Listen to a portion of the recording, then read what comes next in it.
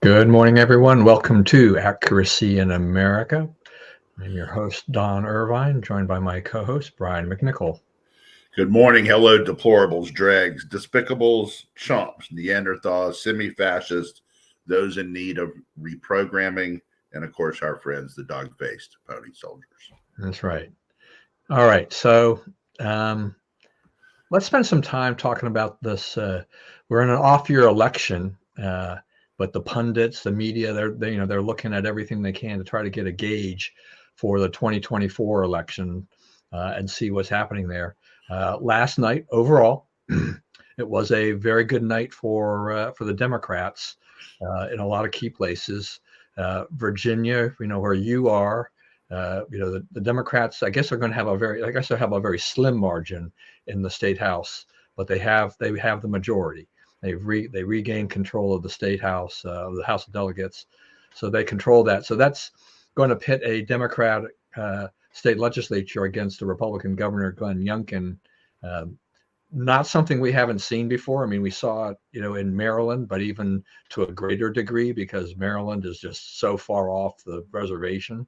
But it does stymie, the governor a little bit on his plans. I mean, I don't know if he gets legislation the Democrats pass, and then he's just gonna veto it, and they probably don't have enough to override the veto, so that'll be that. Republicans are going to struggle unless you've got some good insight here in terms of how they're going to get much done going forward for the rest of Youngkin's term. Well, for one thing, as far as Youngkin is concerned, a lot of what he was doing, it's kind of hard for the Democrats to object to, right? Like he's put a lot of interest in helping Petersburg, which is almost all black, one of the poorest places in Virginia.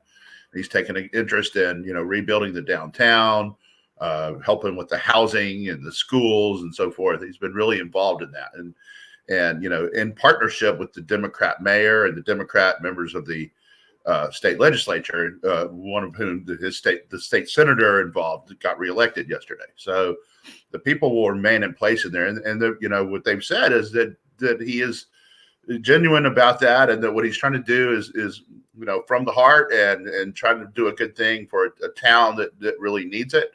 I have to go there once in a while for basketball, and everybody tells you to get out of town before dark, because it's a dangerous place. And nothing's ever happened to me there. Everybody's always been nice to me there, but that's the reputation of that town and a lot of that part of Virginia. So I don't know that they're going to do some kind of spending plan, some kind of budget, and it'll have both people's both sides input into it, of course, because the state's divided in that way.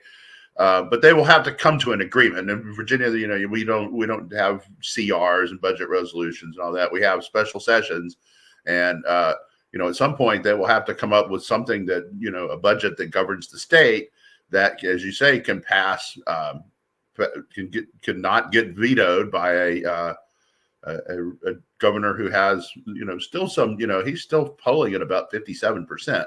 So he has some political power extended from his from him personally, as opposed to just to the legislature. Yeah, look, I think he's been a good governor for Virginia. I mean, he hasn't been like an ultra right wing, kind of a guy. He has, as you said, he's gone and he's done things around the state that I think are good. He did put a lot of effort into trying to get control of this legislature. Both, he wanted to get the Senate as well as keep the House, and they didn't get that. The problem, one of the problems that seems to be, or at least the narrative is for all of these elections, is just the abortion issue. We had the Dobbs decision, which pro-life forces hailed, and we think it's a great decision. But it did seem to change the political landscape nationwide in terms of the energy level. Well, a lot of places they just passed a ban and moved on, right? So it's only in like battleground states that it's come up, that it's been, Ohio is a battleground state. It's been fairly consistently red in recent years. Virginia is a battleground state, even though it went Republican. It still had, I mean, Democrat last night. It's still, it's still divided control of the state house, and it's very narrow. Excuse me, a very narrow majority for him now. The thing about it, what I think the problem is, and I think it explains the difficulty that abortion has caused for Republicans, is that we don't argue about it. We don't fight back about it. They run a million commercials on it. We don't say, hey, these guys, what they want is to be able to kill a baby the day before it's born. Right? They're not just talking about the first 15 weeks or whatever. They're talking about they want no limits, which I think is a position that would put them in a lot of trouble. The other thing we could say was that that's all they got, right? You didn't hear any Democrat in Virginia talking about anything but abortion, right? So like the only thing your party is for is killing babies. You got one thing, and that's it, right? And so, I don't know that this is insurmountable for that reason, because I don't think that there's a big, I think there's only one side has tried to persuade on this issue, right? The other side has not even, locked up the arguments. They've not even engaged the arguments. We are, I should say, Republicans are badly outfunded. They were outfunded in Virginia. They were outfunded in Ohio, like 3 or 4 to 1. The spending on the ballot measure there. They were outfunded. In Kentucky, that guy was outfunded like 8 or 9 to 1, right? And he was supposedly the darling of Mitch McConnell, who supposedly raises all this money and is a kingmaker and all that. He didn't help Daniel Cameron at all, right? So, you get into these things like, the things that running a party contributes to these things. We're failing at every time. We're not organized. Like I heard a little bit from the guy who's the Republican running for state senator in my district, right? My district is 70 to 30, 69-31, 71-29 Democrat, right? That's the percentage almost every election that comes from here, that involves voters in my part of the world, is right around 70-30 Democrat. So if you're going to win in that climate, you have to be in my email box every day. You have to be on my text every day. You have to have a message that goes beyond, we're not them, right? You have to take on this abortion argument, right? Actually, you talk about it. You say what you're trying to get out of it, right? And to say, hey, these guys, are you reasonable enough to say 15 weeks? Oh, you're encroaching on people's freedom. Okay, right. These guys want to kill babies up to the day of birth. Oh, we don't want either. Yeah, you do. Here's Kathy Tran's video, but you have to have the money and the wherewithal to sustain that, to say that every day, because they're saying the opposite every day. So, a lot of this is just straight up persuasion, and the Democrats are doing it and spending the money on it and walking the precincts and knocking doors, and the Republicans are not. They're getting outworked every cycle. And so, people talk about Scott Pressler or whatever, but I think the thing that ought to come out of last night is, let's make a change with at RNC. Let's get people in there who understand what it's going to take to win, at the top and at the bottom of the ballot. Yeah, I mean, I do begin to wonder whether or not, from a strategy standpoint, the Republican Party, understands what it needs to do with the abortion issue. In a red state, any restrictions for the most part can pass fairly easily. When they're controlling it. It's when they get into these, battleground states and these other, states, it becomes a much tougher issue. And, I consider myself, as pro-life as the next person in general, but I also think that, there's some pragmatism that has to be involved in here. It's like you do have to kind of gauge, kind of get the temperature of the room here and say, all right, look, this abortion question, trying to make a case that if the Republicans win, we're going to look for a 15-week ban. may not be the smartest strategy based on how much money. And I think you have a great point there. The amount of money that the other side has poured into it and how vocal they are. And I think, you're right. There's nothing wrong with a 15-week ban, but you can't let the other side define what that is and what the issue is. And if you're not answering back, then the the voters are, they're just going to believe what they see, from the other side, because that's all they're getting. They're not getting enough information. They did not absorb any data from our side on this question at all. You can tell in the arguments. You can tell in on Twitter today, X, whatever they call it. The reactions is just like, oh, we stomped y'all because of abortion. It's like, well, we didn't answer. We didn't answer that bell, right? Now, they're not wrong about saying that. It did make obviously made the difference in Ohio, probably made the difference in some of these marginal races in Virginia. But it's like there was no pushback. There was no, you still have a state party that, I literally did not know the name of the candidate, the Republican House of Delegates candidate, until I went to the polls yesterday. And when I saw the name, I'm like, okay, have I ever seen a sign for her? And no, I haven't. So it's like, you can't put up one sign in a state house district. We're not talking about a statewide race where you got to go down to South Boston and Roanoke and put these things out. We're saying, my neighborhood, basically, right? And nothing there. So, it's like the first, the Virginia Project and others have done some good work. And, their first mission was to get somebody on the ballot in all these places. And I think there were only like three House districts and one Senate district where we didn't at least have a candidate. But, that's step one, right? And that's a big step, because there's been times when there was 14 or 18 unopposed Democrats running in state legislature races. There's only 140 people in the legislature. You can't give them 20, right? You can't just punt them 20, right? So someone's having a name on the ballot is helpful. But the next step is, a candidate that we know about and who actually does some campaigning and who actually see at the grocery store, and on, and in the commercials and so forth. Because the people who had the money to persuade, like the guy, what's his name, Lovejoy or something, down in Alexandria. So I was at Alexandria last Saturday night, and every commercial was either this guy or his opponent blasted him, right? And so he had the money to fight it. And he won in a really liberal district, a Republican, yesterday.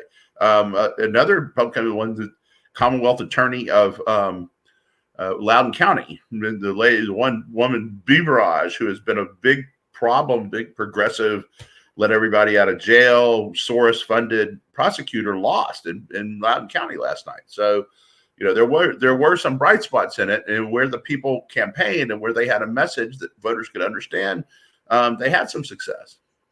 Yeah, I mean, at least at least with Virginia, your guys tried to fill, the slots and succeeded for the most part. But as you said, it's step one.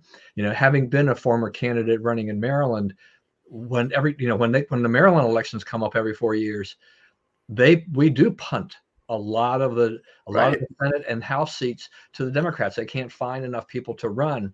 And then the second part of the problem there is that, so you put them in there, but you've got a bunch of inexperienced people, who've never run for office. I never ran for office before. And there's no resources of any kind, to help us. How do we raise money? How do we do this and that? There's nothing there. So it's kind of like, well, we have occupied a space on the ballot, which gives some Republicans a chance to go ahead and knock that off and vote for the Republican. But on the other hand, it doesn't, we're not doing much. It's kind of, we're placeholders with an R or whatever, but it's really not doing much, other than that. Yeah, I mean, it's even if you lose, like you have to run up their negatives, right? You have to bring up negative things. So the next person who comes along, hey, there's these 5 negative things, and here's 3 more that have come out since the last election. So then you start building a case against people. If you look at like what is happening to Biden, right? The first time around, 2020, it's like, oh, he doesn't send mean tweets, right? But now, you can build a case against Biden. You can say, well, he hasn't done well in the economy, hasn't done well in foreign policy, the border's a disaster, and we can argue about those things. But we've built some negative things about him. Right now, there's some questions about all the narrative of Biden, right? That wasn't there before, because he has a record. He has something you can drive negatives on. And because, that's part of it, is talking about a voting for the other person, especially when the other person's the incumbent. So, that's it. We have to get much more, the right has to get much more organized. Like, we just think, our ideas are so superior that people will just, wake up and, of course, but that's not the way it works, because they're getting bombarded with other messages. Yeah, absolutely. Yeah. And, I've been somewhat amused by, these liberal pundits, like, okay, this is great. this is great. This is going to help Joe Biden in 2024. But, these are local elections. This is not a national election.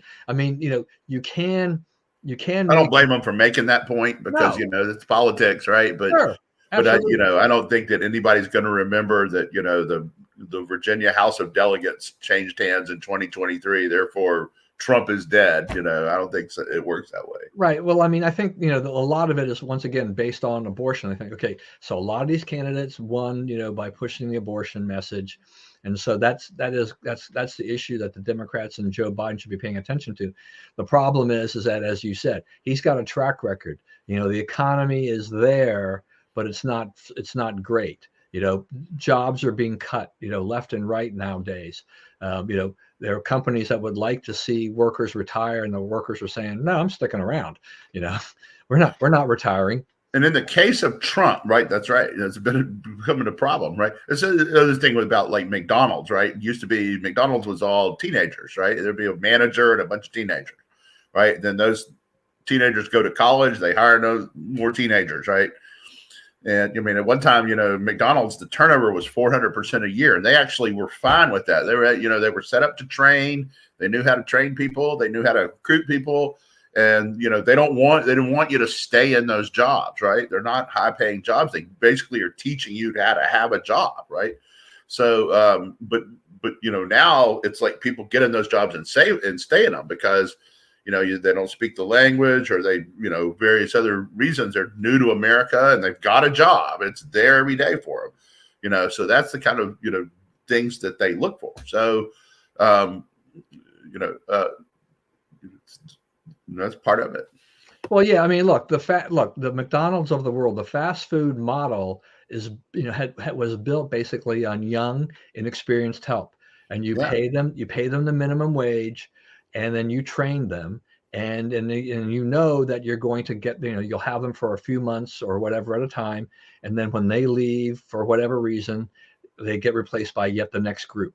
And that is a constant thing. It is built into their model to do this. But as you said, you and I can go to virtually any fast food chain around here in the area, and if you frequent, the Wendy's down the street, you go there, once a week or whatever, you are going to see over time basically the same people that are kind of the core, crew working there. They've been there for years, and this has been part of my problem with, when the union started this fight for 15 thing, we've got to have a living wage and all this stuff. And I'm like, you're going after an industry, particularly fast food, where that's not the model.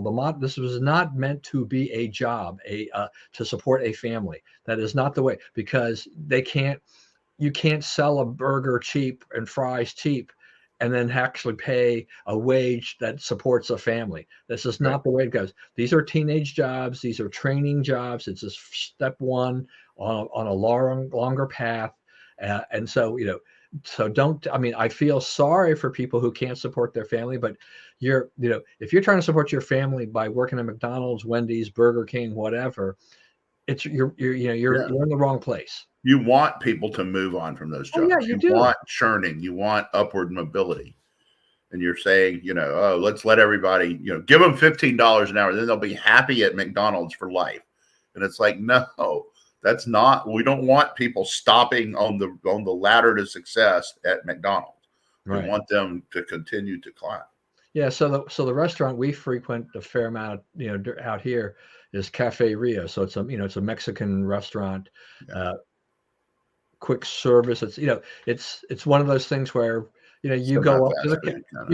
you go up to the counter. It's not quite like the burger joints, but then you decide you order one of whatever 5 or 6 different entrees and whatever else you may want and whatever, and they make it in front of you and whatnot. And when I think about the employees there are a few employees that have been there for a while, like the manager or whatever, and so they may be a little bit older, but not actually. They haven't been, to me, they're not significantly older than a lot of the crew. But we can go there, and we will see turnover. And I think that's good. That's an expectation, because it's with inflation as bad as it's been the last couple of years. The cost of ingredients and everything like that has already been pushing up menu prices, and then Yeah, therefore, man, I went to Burger King the other day, right? Double Whopper meal deal, and I was really hungry, and it was $14 for a hamburger, fries, and a Coke at Burger King. $14. yeah. I was talking to a guy who, he's a few years older than I am, and he said he spent 3 years, working for McDonald's when he was younger, and he's out here from Utah, his wife, and he was just musing about how expensive even these places are. I mean, he wants the burger, fries, and Coke, and it's like, whoa! And he took a couple of our young missionaries, I guess, out to lunch at Chick-fil-A, and I think he spent like $60 for the four of Yeah, them, right?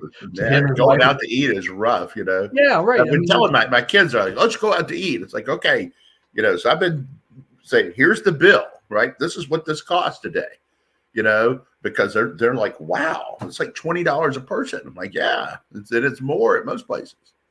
So it's a thing. this is very much true. I hear you. Look, I mean, even tacos are expensive, right? I They mean, sure are. remember it's just I don't even know. I mean, I guess they're probably still relatively cheap at Taco Bell, but I haven't been there for a long time. But I just I feel for these business owners, the franchise owners of these restaurants. They're trying to maintain their client base, their customer base, but they're also faced with that, with ingredient costs, and then they're having to pay higher wages, to meet demand, to find people to fill a position. And yeah, so, you know, I keep telling people, I said, okay, a few years ago, we could go to Cafe Rio on Tuesday when they would run the special, and you could get an entree, a burrito entree, or I guess maybe a salad or whatever for $5.99 on Tuesdays. So they marked it down like $3.50. Pretty good deal. Yeah. That then jumped to like $6.99 and $7.99, and then the whole thing went away. And you're now at, like, I think it's like 12.59. It's between 12.50 and 13.50 now for that same burrito. Now, realizing that the regular price was about $8 or $9, but still, if you're going from 9 to 13 or whatever, it's still like 30-40%. It's Yeah. like, that's a big increase, and people are starting to realize, like, whoa, this is starting to hit me, because my dollar does not go as far. So Yeah, and I love other people like, Paul Krugman, right? It's like, why don't people realize how good the economy is? It's like, because it's not. well, look, I mean, what's happened in California, right? I mean, didn't they pass a minimum wage law there for the fast food restaurants? And McDonald's and those guys are saying, it's like, okay, well, welcome to the $18 burger or whatever. I Yeah. mean, that is what is going to happen. They can't sit there and just eat those extra costs. They have to Right. pass those on, and that has that circular effect. It's like, well, you start charging that much more for a burger, fewer people are going to show up. Eventually, the franchise says, we can't make any money here, so therefore we will then close, and the jobs that they did have disappear. So That's right. oh yeah, yeah. I mean, Yeah. this is crazy. Yeah. To what we're facing at every front, and we keep hearing, we've talked about this, I don't know how many times, but well, the headline will always say, it's like, inflation is cooling down, it's getting better. Well, just as I said, let's compare the price of some of the basic basket of goods from 3 years ago to today. Uh, the rate of inflation is slowing, but inflation is still there, and we're all paying a heck of a lot more for bread, eggs, milk, all those basics. Gas prices are down a little bit, but how much more is it than when Biden took office? Still, what, maybe double or thereabouts? It's almost double. So and it's like, and grocery prices, I think, are cumulatively almost 30% since he took office. So it's only going up 3.5% more. Also, 3.5% inflation. They keep comparing this to the rest of the world where there's massive public investment and everything. So the monetary policy is a much bigger problem than Republicans will allow it to become here. But 3.5% is still 2.5 times what it was when Trump left office, right? I mean, it's more than double what it was when Trump left office, even after it being reduced and improved and all this stuff, right? You've lost wages, and it's terrible. Right. And I'm not going to say that, electing Donald Trump for a second term in 2024 will magically solve the inflation problem. There's a lot of factors in there, but I think I'd be willing to give that a try, given the record of the folks in charge. Right. I mean, I think they will be, and I would hope that on a second go round, Trump will be a little bit more conscious of spending after watching what the Biden administration has done on spending and what a deleterious effect it has had on the economy and how much it affects inflation and everything like that. So, there's a lot of things. And that is, I think, it's the economy, it's the pocketbook. Do you have a job? Can you keep your head above water? Those kinds of things, I think, can still play a big part in the 2024 election. Abortion may be out there, but you mentioned the border issue. There are lots of issues out there, and Biden is not polling well. Right, and Trump is not as vulnerable on the abortion because it's like nailing Jello to the wall. He says whatever you need to hear at that time. That's Trump. Okay, That's Trump, and that's who he's been. That's who he always will be on that. But that's why I think I like you said, understandably, go ahead and cheer for the Democrats about the elections last night in general. You got that. The Texas, the Kentucky thing. I don't know that Cameron really, because it was outfunded and all these other things, whether or not he stood a really legitimate chance of doing it. But they're term limited to 2 terms, I believe, right, in Kentucky. Right. So this is it. So the seat's an open seat, in 4 years. So maybe then, this is a plan. But the Republicans, and there were 3 statewide elections there, by the way, and Republicans rolled in the other 2. The only of those 3 they lost was the governor. So does the lieutenant governor run separately as well there? No, he runs as a ticket. It's attorney general. Okay. And what's the other one? Would it be like a secretary of state or something like that, or something like that? Yeah. So that's good. Kentucky, in 4 years they should have a Republican governor again. Right. I think that's it. Bashir, his dad was a popular governor. He can play the name thing. It works. So even in so as red as Kentucky is it really a whole lot? How much different is it than when Hogan and Baker won in very blue states? Yeah, John Bell Edwards in Louisiana. Yeah, so you have these things that happen. So I don't think you can make this huge pronouncement. I was disappointed that Pennsylvania, that the Supreme Court, the Democrat won there, because in Pennsylvania it is a partisan court. Right. That's right. Yeah, they don't even think about being fair, right? Yeah, no, it's so they're also because of that, they're also a legislating court, so to speak. They make law. Right. So that was a big loss. And she made a late run. She won Erie County, she won Northampton County, she won some places that Democrats usually win. So they made some progress there. But the other thing is, someone pointed out, like, when Pennsylvania went to mail-in ballots, it suddenly became a lot more Democrat. Just saying. Yeah. Yeah. Look, and plus we had that whole thing. What was it in Bridgeport, Connecticut, with the whole voter fraud and things like that? Right. So two Democrats running against each other, it accused each other of ballot box fraud, stuff in the ballot boxes, right? The unmanned ballot boxes, right?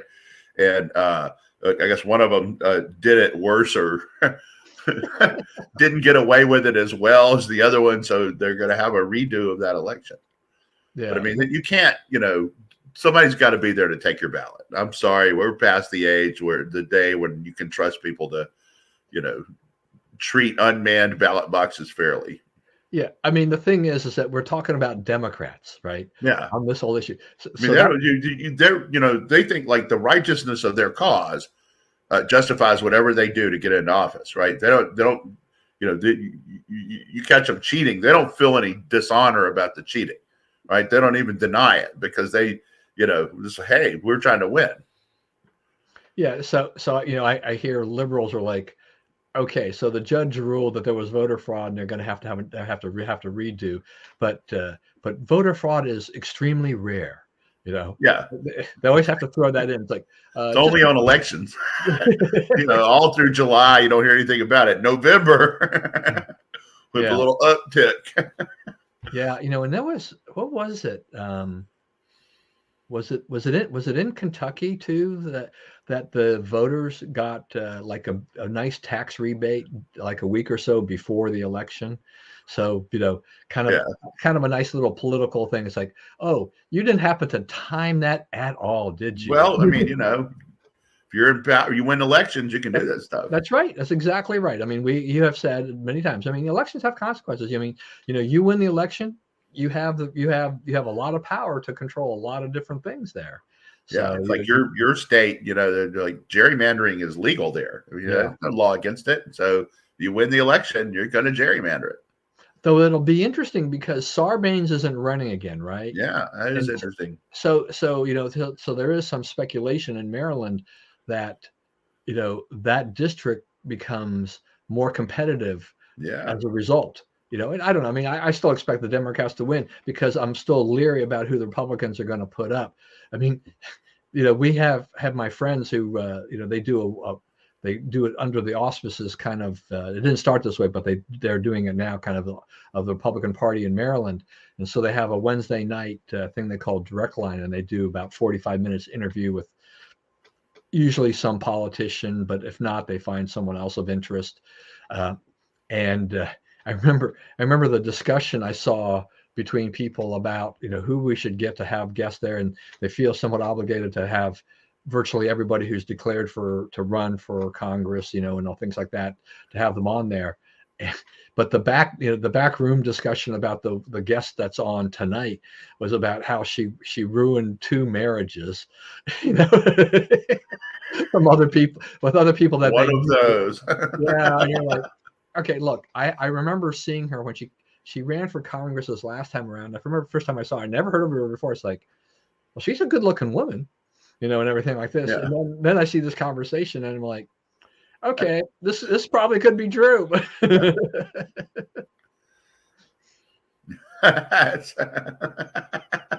Not untrue.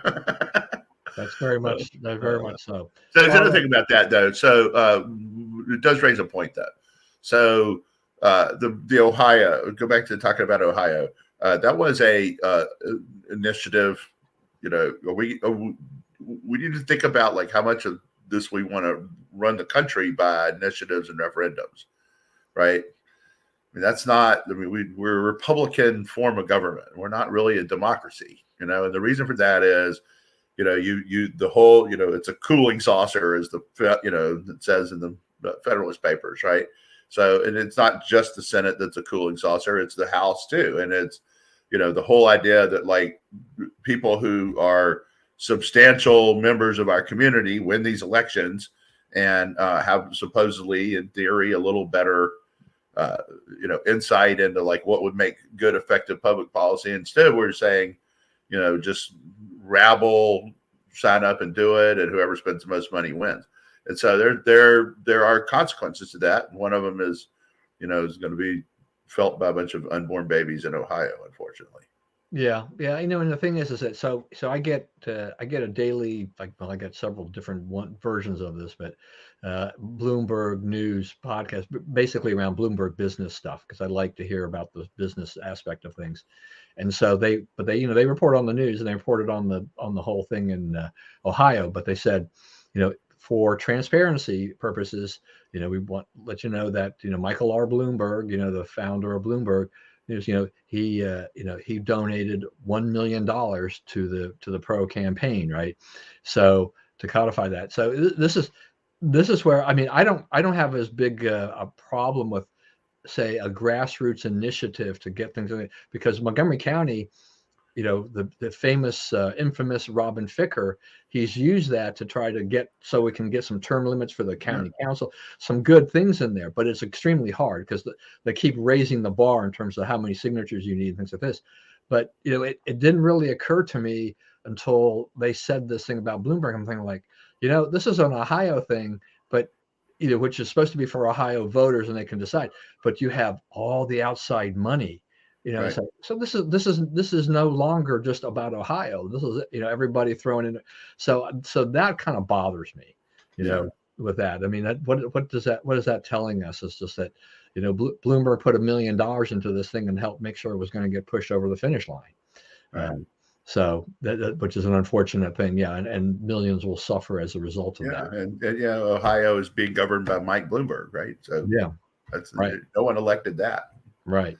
All right, so we have a debate tonight. So it's a smaller debate. Trump is going to skip the debate. So we've got Chris Christie, Vivek in there, Haley, Scott and DeSantis, Burgum, and Asa Hutchinson didn't make it in there, but Asa didn't make it in the last time. And so, I mean, this this Haley, Nikki Haley's chance to kind of make herself, try to rise up. She's had a little bit of a surge. I mean, Trump is way ahead, but she is a chance to make her move and get ahead of DeSantis. And I mean, DeSantis seems to still be struggling a little bit here and there, but he did pick up the Kim Reynolds endorsement, for which Donald Trump immediately attacked Kim Reynolds. So I think he's the one with the most to gain tonight. I think that he is poised. It's kind of his turn for a run. He's had some successful press appearances, interviews, and so forth lately. I think that he has a smaller the other debates, he's sort of been drowned out. There's been so many people they had to get to that, like, it didn't get to be his turn very much. And I'm convinced if he gets his turn long enough, that it'll be his night to do that. I think that the problem with Nikki Haley is, at the end of the day, she's sort of outside the Republican mainstream on a lot of stuff, and it's like when there's a big crowd up there, she's the one. Certainly looks more prepared to be president on day one than a lot of those characters. Chris Christie is basically a clown show. He's just there to bash Trump. Vivek is, a young fellow with good ideas who will be around a while, but probably not seasoned enough to do it. So I just think that when you get down to it, so you're down to where, it's some pretty substantive people. So, and I think that DeSantis has a lot to say that I sort of look forward to seeing what he does. Yeah, I mean, and I think with 5, I mean, people won't be able to complain that they didn't get a shot at this. So then, it's one thing of to have 5 versus if you have 7, 8, 9, 10, 12. I mean, we've had some pretty big debates in the past in history with Republican primaries, the presidential candidates.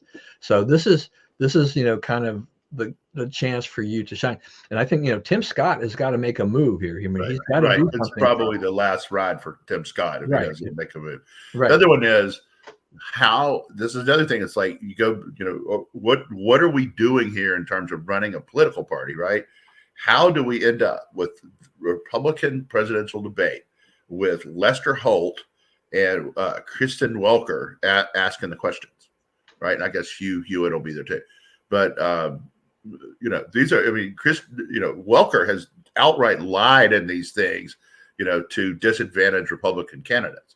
She has no compunction about being completely dishonest, right? And then we're not trying to get to see them handle left-wing journalists gotcha questions, right? We're trying to find out which one can lead the country, right? And the leftist journalists, I mean, I think it was, I don't know if you saw this clip the other day, but Scalise was on with George Stephanopoulos, whatever morning show that is, Sunday morning show that is. George Stephanopoulos, are you willing to acknowledge that Joe Biden won the presidential election? And Scalise wouldn't do it. He's not going to, he's not going to say, yeah, we don't think there was any cheating, right? Because, right at 80% of Republicans think that it was not straight, right? Whether they think there was no fraud, no overturn, whatever, that may differ. But right at 80% say something was not right here. So if that's your case, it makes no sense for these candidates to get on these shows and say, yeah, it was, Biden won, right? So, but they're starting to stand up to it, and they're starting to rebuke people who pursue that, and then and point out the irrelevance of it and the hectoring of it, and I think the opinion on that issue is starting to turn because we've begun to react to it with a little uniformity and sort of saying, move on, guys. We're not going to capitulate for you on this. Give it up. So, and I think it's getting to the point where people are saying that, right? The polling. You think about it. I don't know if you saw the poll out yesterday. Not only is Trump ahead, but he's ahead with people under 30, and he's up to in the 30s among Black people, right? That flips states, right? You can't win 30% Black vote. Biden can't win Pennsylvania. He can't win. That's where he was born. You can't win it if Trump gets 30% Black vote. So the math for Biden is getting harder and harder. And I think you saw this week that Axelrod, Carville, I fellow LSU fan, the Billy Crystal, and today I think the St. Louis newspaper came out and said, which is owned by the Pulitzer, said Joe needs to step aside because he can't win. So, they have some problems over there dealing with that. Yeah, I mean these recent polls, the one that just came out yesterday, plus the other New York Times Siena poll. I mean, it has. Trump was ahead of Biden in Arizona, Georgia, Michigan, Pennsylvania, and Nevada, and Biden was only slightly ahead in Wisconsin. I mean, we're just under a year away from the election. This is not good news. You can still turn this around because, people don't make their minds up until usually until late in the game. Though early voting, kind of have skews a lot of things nowadays too, with what happens there. But this is not good for an incumbent president. With these battleground states, to see the early polling says Donald Trump, with all the issues, all the baggage that he supposedly has, is now pulling ahead of you because you're showing how inept you are. And David Axelrod, I mean, coming out and saying, hey, this is not working. I mean, we got to do something else. I mean, this is always that's been there for a while. That underlying current of Democrats are saying they've been very worried about Biden and his electability and everything like that. They know that Kamala Harris is not doing him any favors, so they've got a disastrous ticket, but they feel they're kind of stuck with it because they built the nomination system to protect the Joe Bidens of the world. Right. So blue bods called the shots in the Democrat Party. Hillary, 2016, she lost 22 of the last 25 primaries, but they'd already said, hey, sorry, she's going to be the nominee. And, Biden was in third and they told everybody to drop out, and they dropped out. That's not the people picking the party. That's not democracy, right? Or picking the candidate.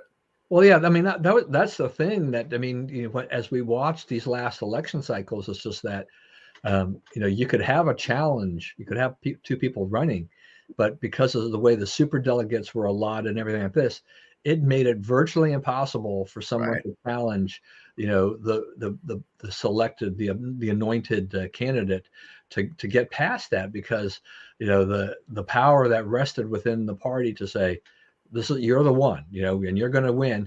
You're going to have to fend off this other person. But in essence, the path is clear.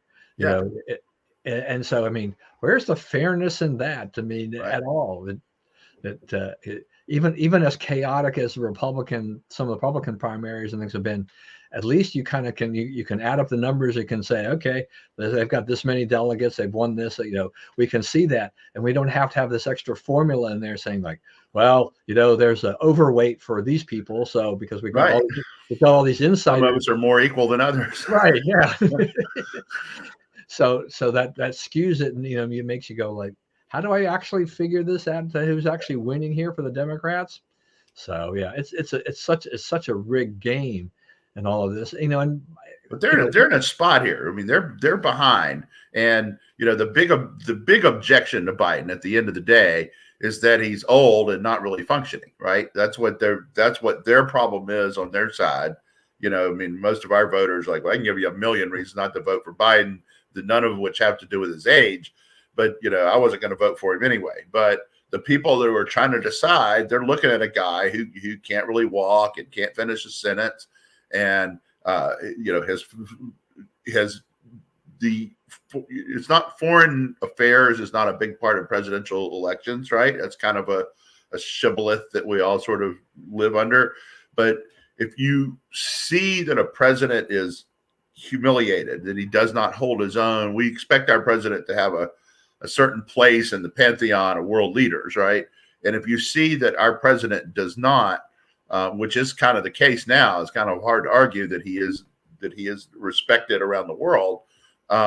Then it's not any certain foreign policy decision that will turn people off of him. It is the idea that our leader is not the leader, right? That all these things are going on that don't involve us because no one anymore thinks that they have to take our leader seriously. So, and whatever you like or hate Trump, he dominates the conversation. When the world leaders get together, it's a meeting of Trump and the other world leaders. Biden's just one of the crowd. And Americans are not going to tolerate that our president or our country or our standing in the world is just one of the crowd.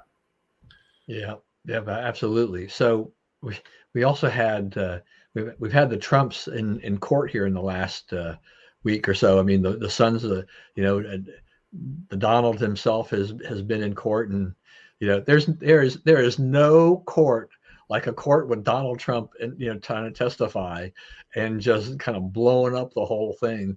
And and then I guess Ivanka is now in, is she supposed to testify? It's her day to day. Yeah. Yeah. Well, it's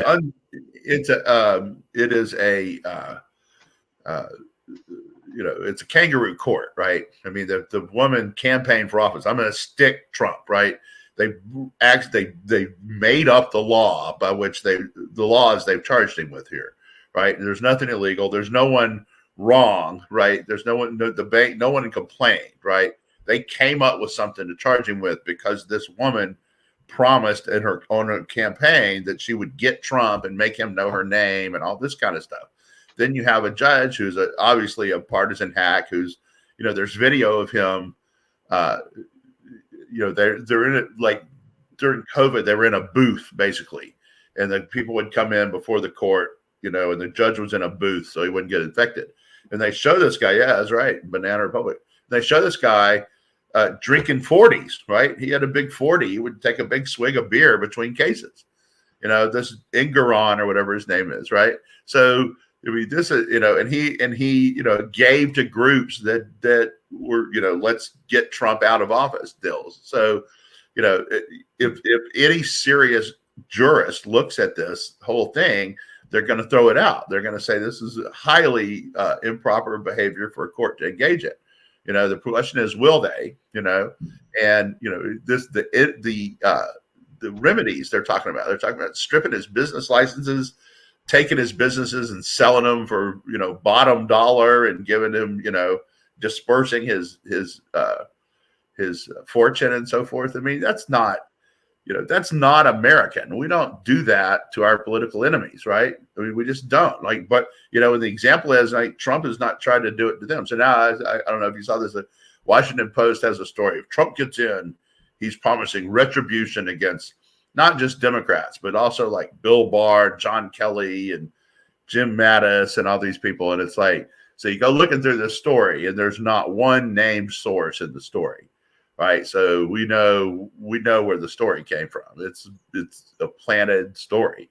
And, it's just, that's the kind of stuff they're down to.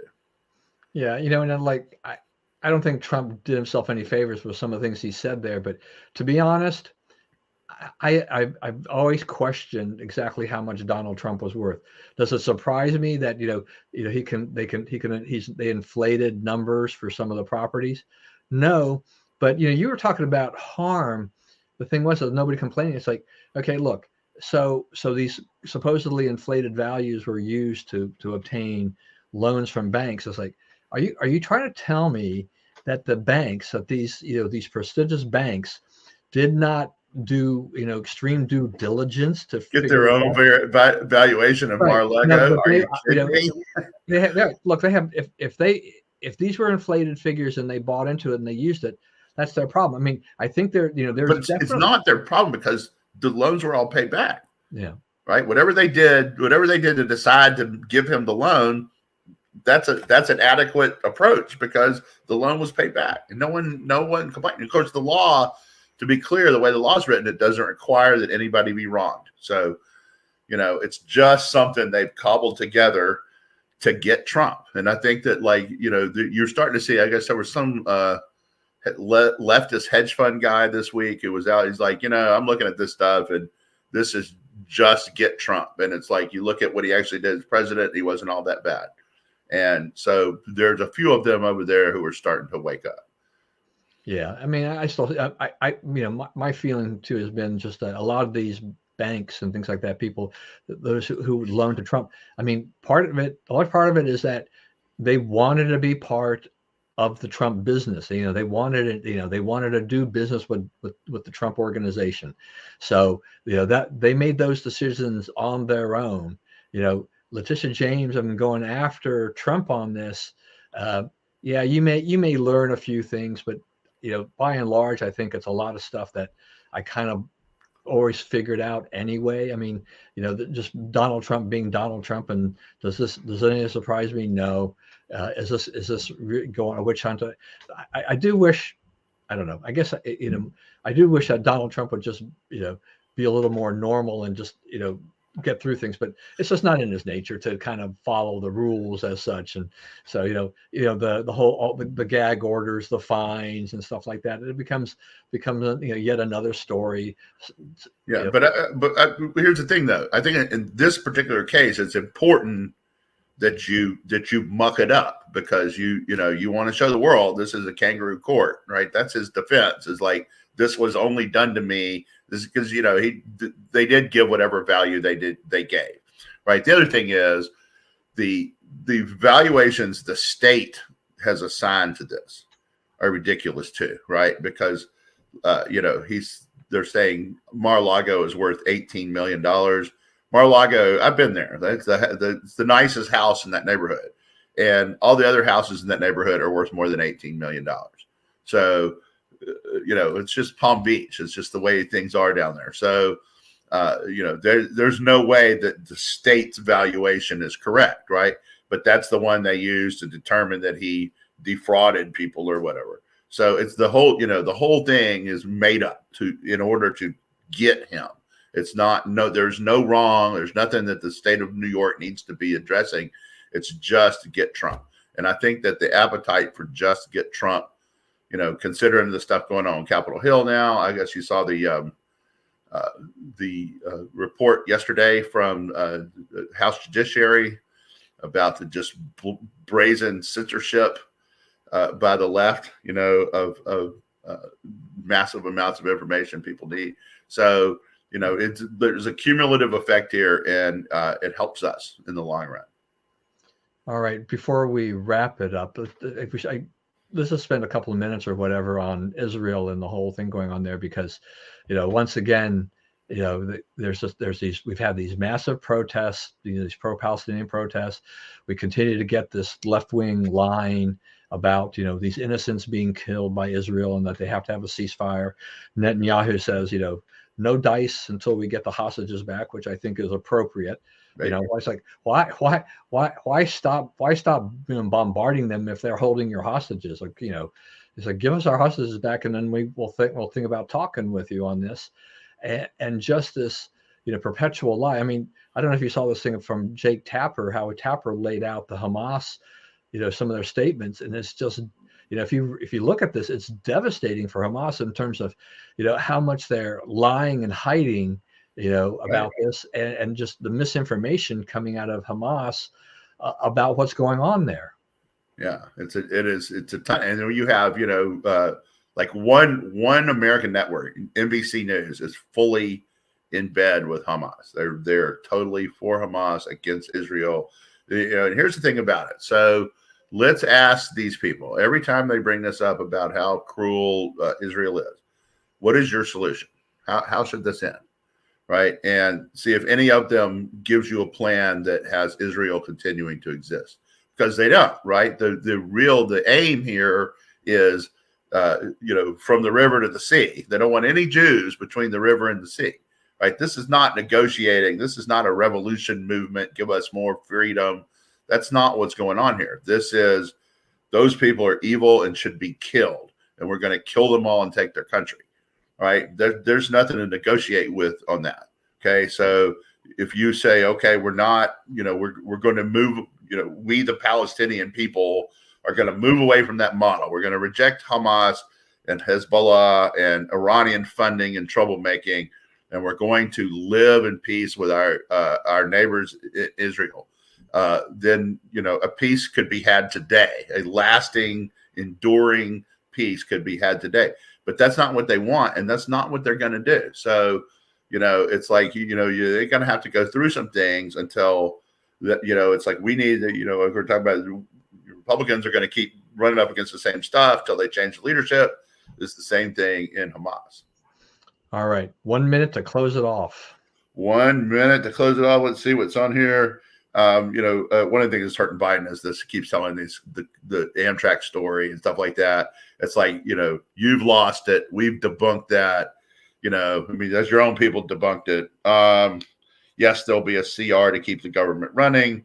There's already talk of a motion to vacate on Mike Johnson over that. But, you know, the plain fact is, you know, it's the same thing they're going to run into in Virginia General Assembly is you do have to govern. And so they're going to have to do something to keep the government open, because a government shutdown would be a disaster. It'd be the only way you could basically rescue Biden from his political nosedive that he's doing. Right. You have on here the interest on the debt has reached $1 trillion a year. We also are close to, if we've not already passed the point where Biden has added more to the deficit, the debt than Trump, right? Because we kept spending and spending and spending. And Biden didn't have to buy, you know, a zillion COVID vaccines and all that. So PPP, all the things that Trump did to keep the economy afloat, Biden hasn't had to do. He was unwinding all that, and yet he has more spending and now more unemployment. All the jobs, the job totals for the Biden presidency now, the jobs added are part-time. There are actually fewer full-time jobs than when he took office. All right. With that, thank you, everyone, for joining us. Hope you enjoyed the conversation. I think it's the best 55 to 58 minutes on the internet. So tell your friends and everything like that. But as always, please stay safe and stay well. Remember, we live in the greatest country in the world. Do not let anyone tell you otherwise. And God bless America. We're going to be off next week, so we'll see you in 2 weeks with another great edition. We'll have lots of news to cover probably by then. All right. See you then, everybody.